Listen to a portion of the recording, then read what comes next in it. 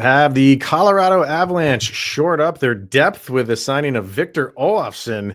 Let's talk about that. New episode of Locked On Avalanche coming at you.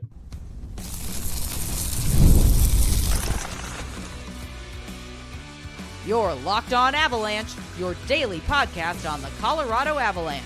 Part of the Locked On Podcast Network. Your team every day. All right, everybody. Welcome to the Locked On Avalanche podcast, part of the Locked On Podcast Network, your team every day. I'm your host, Chris Maselli. Thank you for tuning in and making this your first listen of the day. That is always appreciated. If you want to get in on the conversation, then join our subtext. Link is in the show notes below. You chat with me one-on-one, get your opinion, everything Avalanche related, and share it on this very podcast.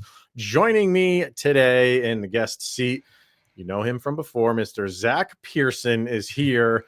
And we had a whole show ready to go.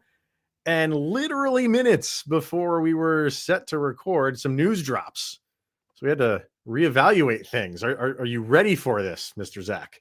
I am so ready for this because if this is legitimately confirmed, I think this is kind of a brilliant signing depending on the price from Chris McFarland in the front office. Yeah, we're still, like I said, this is so fresh. Like we're waiting on, I guess, everything. Like we got the news from Puckpedia, who's very reputable. It's it's the cap friendly replacement. But they don't usually break news. Like they're accurate, but they're not usually ones that break signings. And you have not seen it from the big name, like the Elliot Friedmans and Pierre LeBruns and stuff like that. I know it's the off season. I don't know if it's their bedtime because this is a little bit late at night on the East Coast. But you haven't heard, like, so Puck Pete has put out, Jay Fresh has talked about it. It seems like this has happened. The only thing we are waiting for, and Zach is going to be pounding the refresh button while we're recording here, is a number. There were two numbers that we've heard. One, I was like, that doesn't make any sense, which was like 800,000, which does not make any sense with the cap going up. His number would have went down.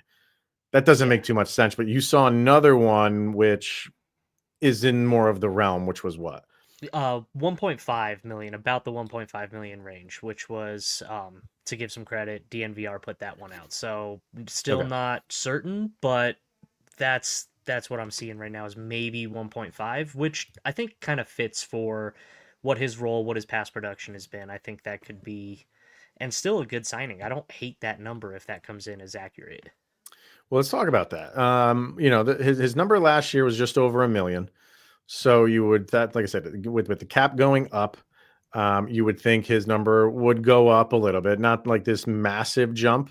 But if it is 1.5 for a guy you can slot in on the third line, I wouldn't, I mean, or fourth line, if you want to put him down there, what the heck?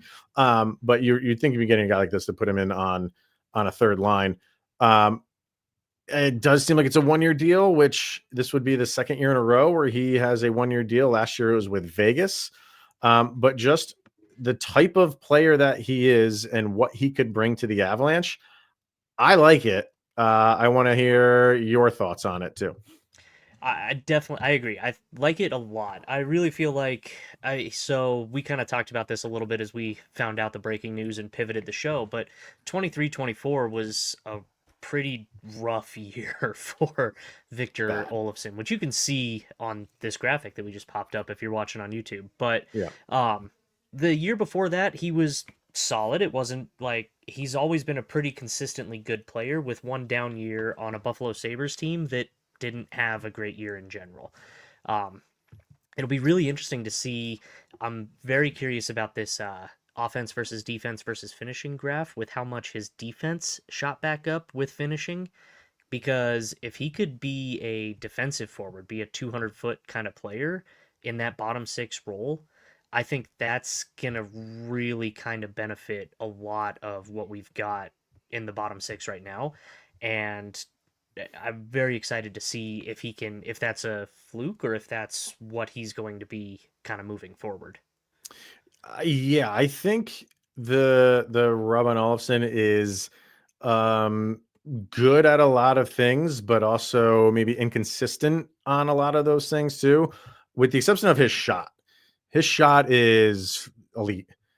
Yeah. Maybe I'm overstating that a little bit, but it's fantastic. His shot, like he can score, and his defense is up and down. When it's good, it's really good. Is he the type of guy that can make like a bonehead play once in a while? Okay, but everybody is, right?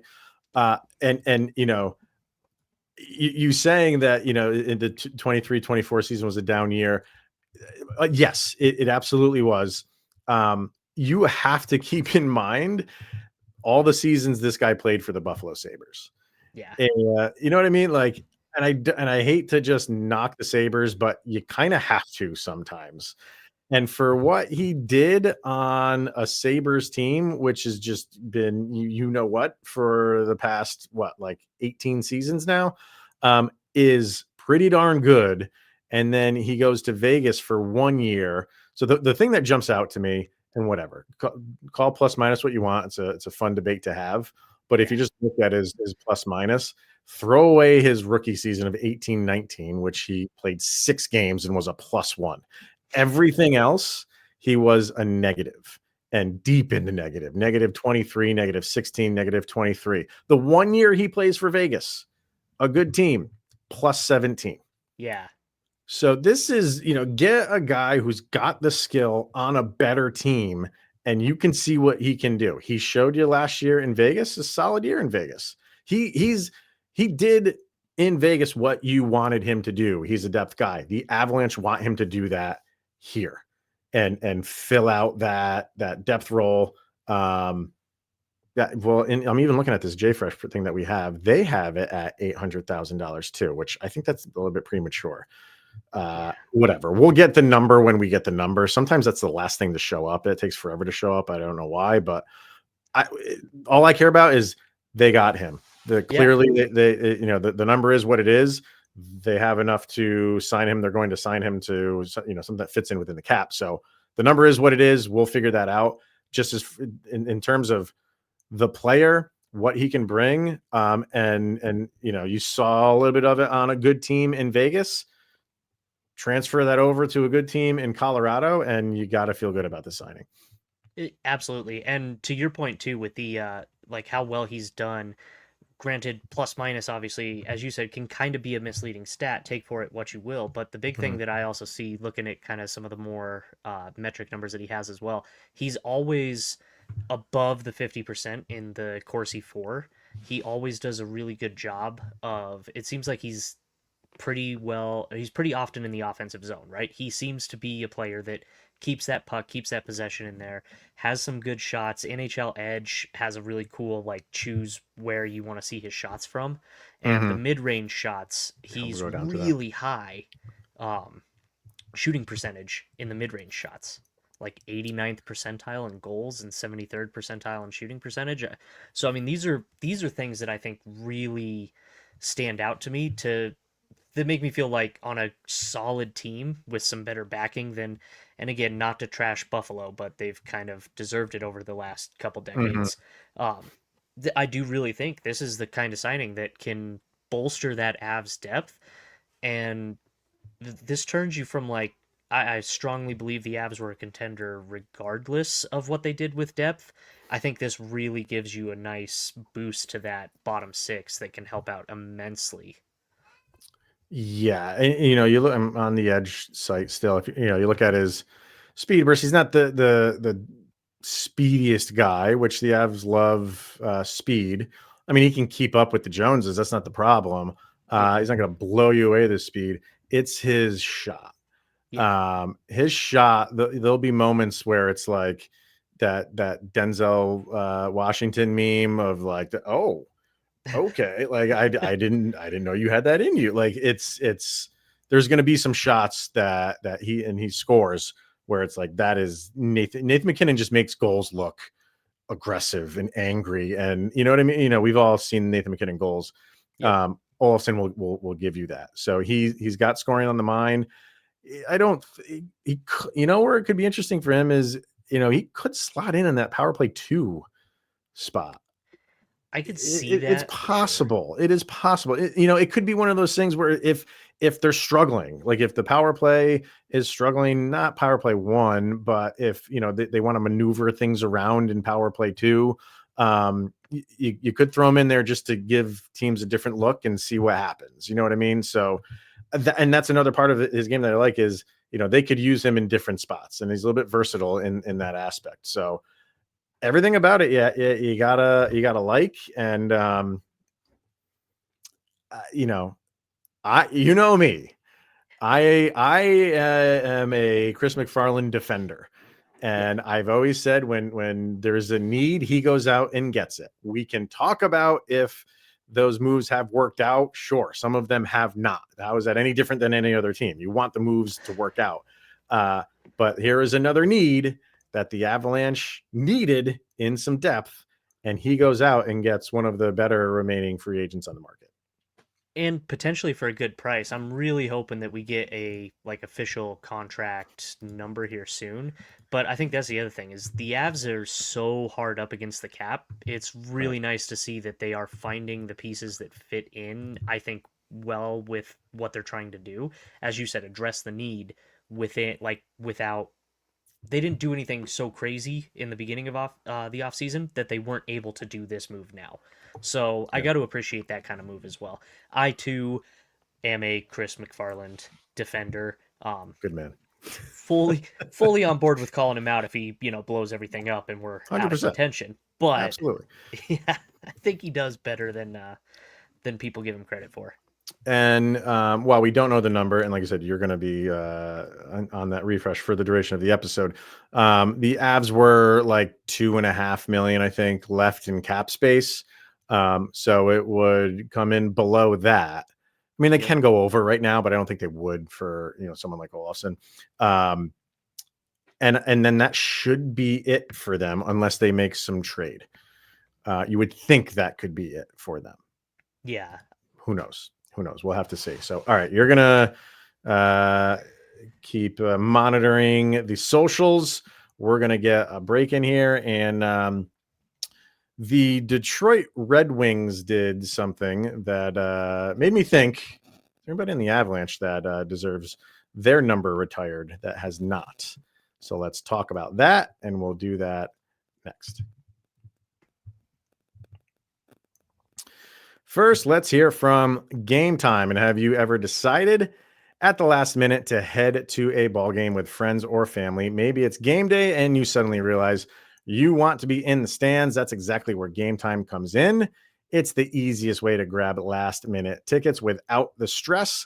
And with the money you save on tickets, you can splurge on food, drinks, merch, or even invite a bigger group to come with you. And Game Time makes that all possible. Game Time makes buying tickets fast and simple. Prices on the app actually drop the closer you get to first pitch. And they've got incredible last minute deals, clear seat views, and the lowest price guarantee that takes the worrying out of buying.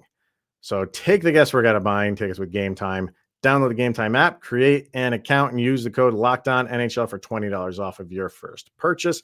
Terms do apply. So again, create an account and redeem the code LOCKEDONNHL, LOCKEDON NHL for $20 off. Download the Game Time app today. Last minute tickets, lowest prices guaranteed. All right, so let's get on over to this topic I was thinking about, and that is the Detroit Red Wings. They went ahead and finally have decided to retire Sergei Fedorov's number. Apparently there is a statute of limitations on being shallow. So they finally did it. And it made me think and this for different reasons. They were just upset with him that he left. And I'm not going to get into that. Go listen to Locked On Red Wings, because I'm sure they have a lot to talk about with Sergei Fedorov and his number getting retired. But I thought it'd be interesting to say, is there anybody in the Avalanche history that you look back and be like, I'm surprised that guy's his number's not in the rafters?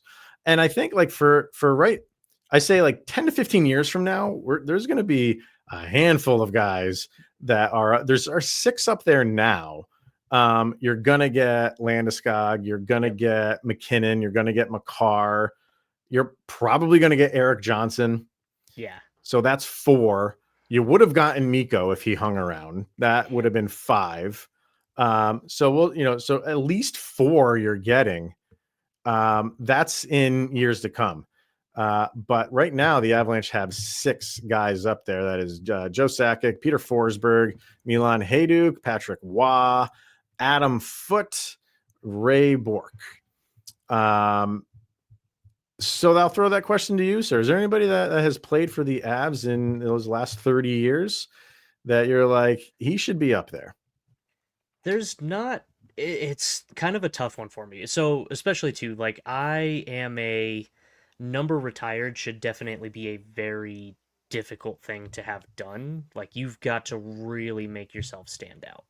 I Mhm. think there's a couple of players. I do believe that longevity plays a big part in who ends up getting their number retired.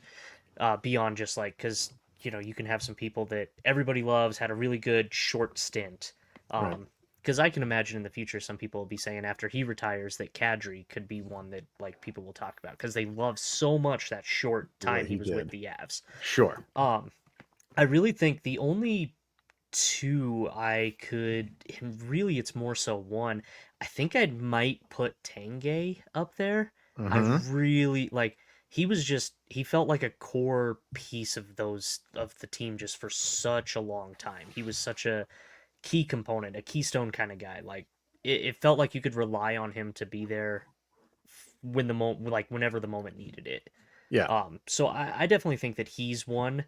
And then the other one I think should go up basically right away as soon as he announces his retirement, which I expect to happen anytime in the next couple of months. And that's, as you said, Eric Johnson. I think his number Hmm. probably deserves to go up in the rafters as well. Yeah. First of all, what is going on with Eric Johnson? Like, where's the decision there? Very odd. Maybe he's trying to stay with the Avs, and it's like Avs or nothing. And if I don't go Yeah. back with the Avs, I'll retire. But Yeah. whenever he does retire, yeah, and that's the interesting thing, Zach. Like, I just want to read a part of a comment from Adam over on Subtext, and he said, "I honestly think too many numbers get retired in sports. It should be saved for the absolute best of the best with longevity in the program, not just anybody that's good." I agree partly with that. Yeah. Because I feel like, getting your number retired, like this isn't the Hall of Fame. I feel like we put too many guys in the Hall of Fame.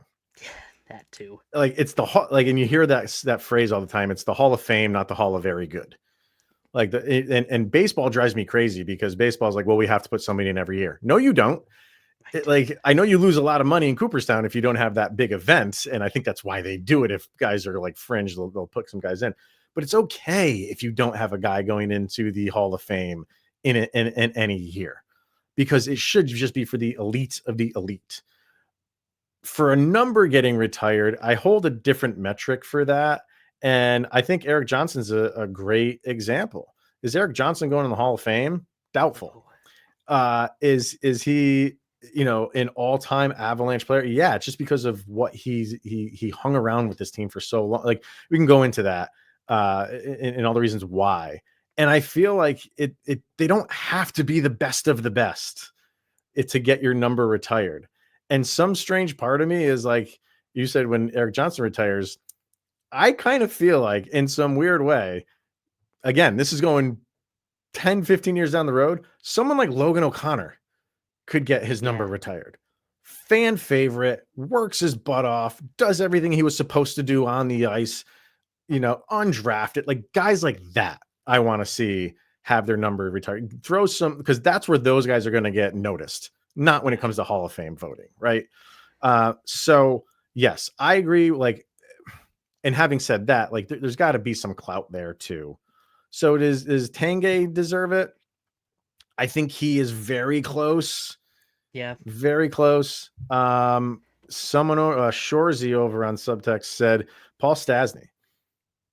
That's another name that I was kind of on the fence with as well, because I Mm-hmm. loved watching Paul Stasny play. Yeah. And he felt a lot to me kind of similar type, right? He's kind of a glue guy. He's a cornerstone type of piece of your organization while he plays there. I think I'm probably too stingy with the number retirements because Mhm. if I had my way, I don't think Bork's number would be in Ball Arena's Oh rafters. man, I that is just a question. Oh, I don't like that. He you absolutely should be retired with Boston, and it's wonderful, and I'm so glad we got him the cup. And that handoff moment, excellent. All of the things. yeah, I don't see it as being an Avalanche retired number. it's a stretch one. It is a stretch one, but like again, this is where I'm like, what that moment means. I'm okay with it. I don't want to Okay. see it. Like, okay, if we go the Sidney Crosby route, you know how I end these episodes every day, right?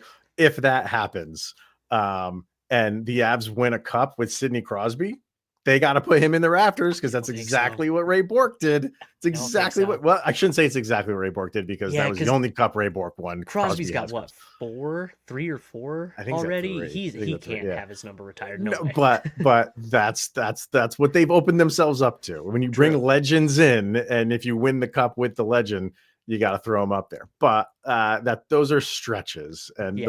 the Bork conversation is a fascinating one because there's some people that like the longevity part does not clear for Ray Yeah. Bork Not at at all, all. Nope. not at all. So I get it, but I'm also okay with it because it's different. I And don't that's know. fair.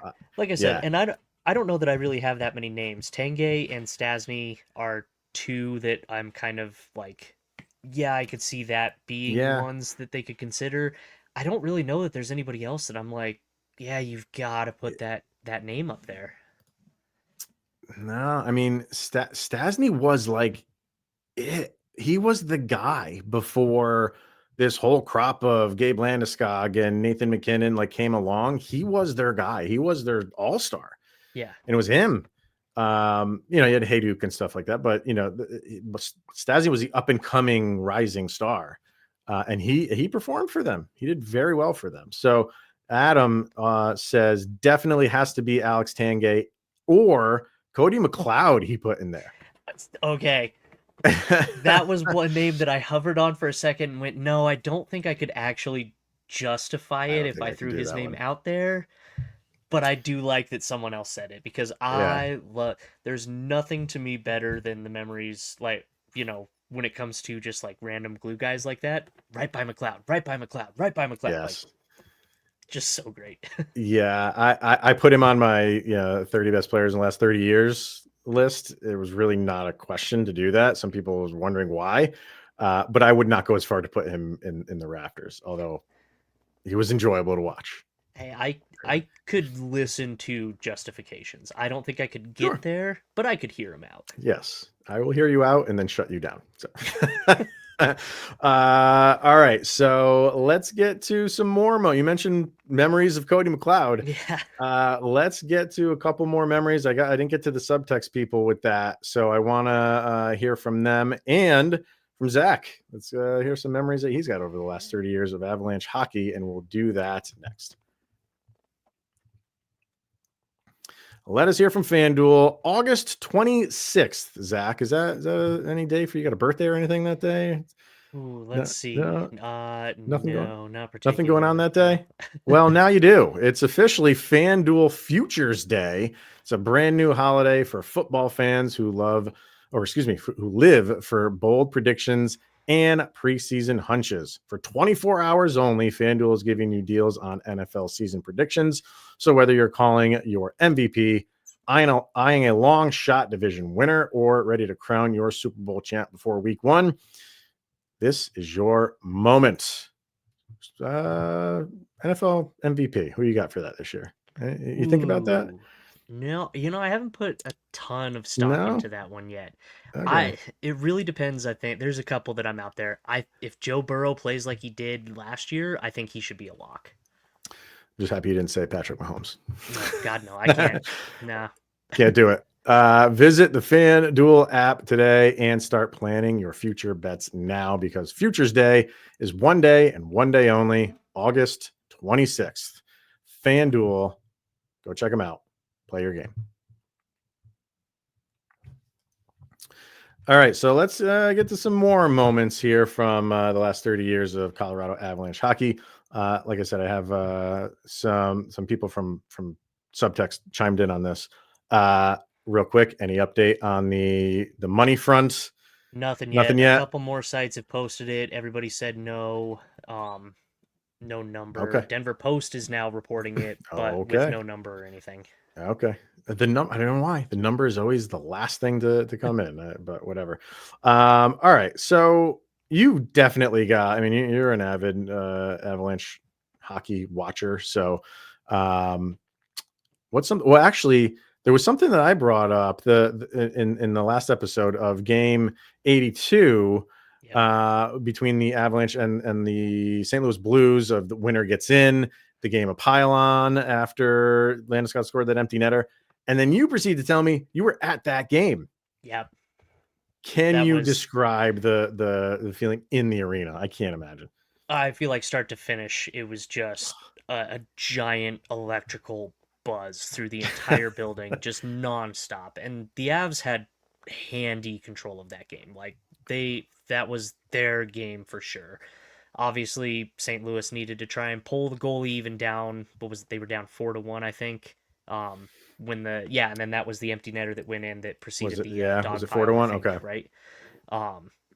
And like just watching all of that go in, but the energy, the buzz, and everything, especially after all the fans who were there, you could tell the like 99% of those people were ones who suffered through every second of that slog of a 48-point season. And through everything that just went wrong the year before and the year before and the year before. And one of the things that I thought was just absolutely ridiculously funny about that was all of the people basically chanting "Where's Duchesne?" after that happened. And I'm over my Duchesne distaste at this point. I've moved on. Even when there was the rumors of him coming back, I'm like, well, if he's matured, he's still a good player. For that game though, when it was I want to go play serious, I want to play meaningful hockey, I want to play playoff hockey, I need to get out of Colorado because we're not going anywhere, and then to immediately turn it around while he's in Ottawa, not even close to the playoffs, and the Avs in one season clinch that spot in game 82, and you could just, there was so much of that through there as well. It was like this just pressure relief off the whole building, because the beginning of it was tense, man. It was like you walk in and everyone's like, I can are imagine. we gonna drop this? Is this not gonna happen? How's this gonna go? And then it was just like pressure off, and they just got to play, and it was so cool watching that happen.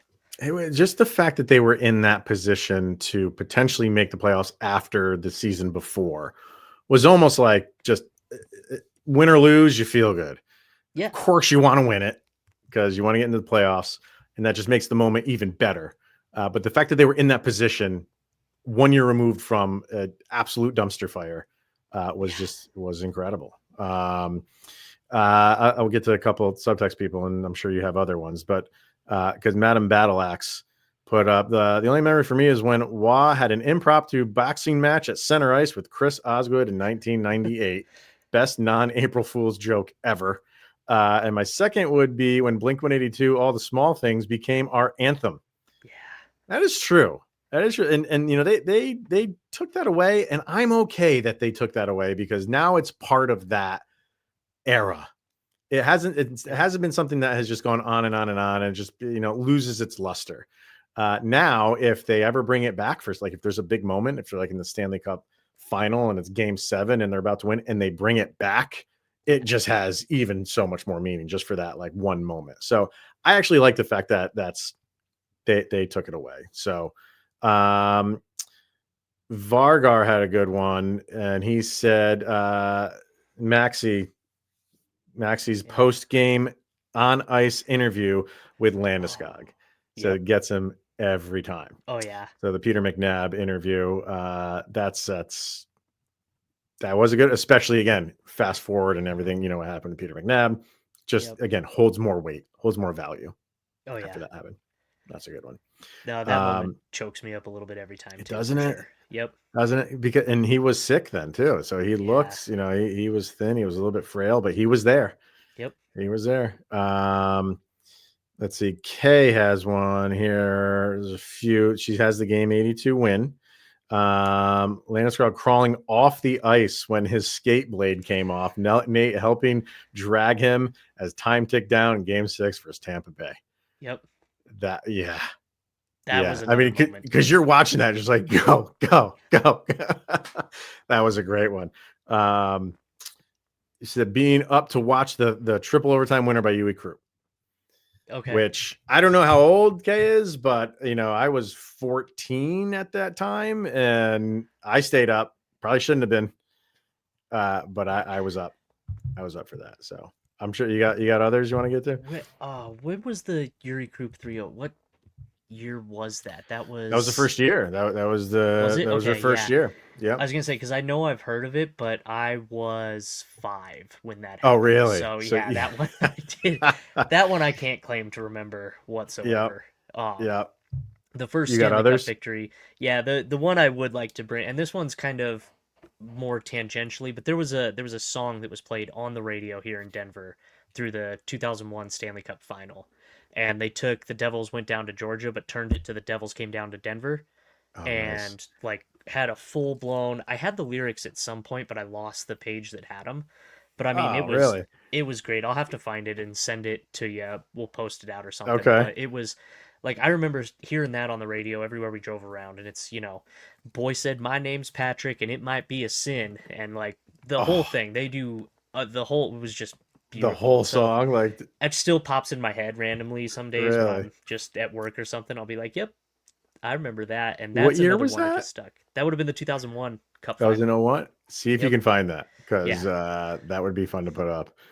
I want to get to Christina too, because this is a good point. Like I said, I'm a newer Avs fan, and my favorite memories don't span too far back, but my all-time favorite memory doesn't even really involve the Avs by themselves. Their comeback win against Buffalo in January. You remember that one just this past year. Oh, Phenomenal my gosh, yep. comeback victory. Always been a favorite, not just because that was an incredible win, but because it was the first game she took her 10-year-old niece to, and it's the game where she fell in love with the team. Got her first jersey, chose a MacKinnon jersey for that game, and proudly wears it for every game day now. And those are the cool things, you know what I mean? Like, we're getting into like great moments on the ice, and you have like these great moments off the ice too. And people that follow me on social media, like they know, like when my daughter was born, I bought her a Joe Sakic jersey, one that was for a adult size jersey. And every opening puck drop for the Avs, she wears the jersey. We take a picture together. So she's 9 now. So it's just fun to see throughout the years her filling into this jersey. It's also a little bit disheartening because the time gone. So but those are memories, right? It's on the ice for the players and what they're doing, and then off the ice for the fans as well. It's awesome. Yeah. It's awesome. Oh, it's absolutely awesome. Yep. And what you got, your kids, how many do you have? Do you have just the one? You just have one kid? Yep. Big into hockey or she not yet? Was and like she's kind of fallen out of it a little bit, I think, but in her defense for that one, when she first globbed on, her favorite player was Nikita Zadorov, who got traded. And then the next player that she just like gravitated towards, and that was her player, was Mikko Rantanen. And so since that trade, don't pick favorite players anymore. Since when that trade came through, I'm sitting there scrolling Twitter, whatever. We were watching a show. I can't even tell you what was on the TV. It was like family show watching.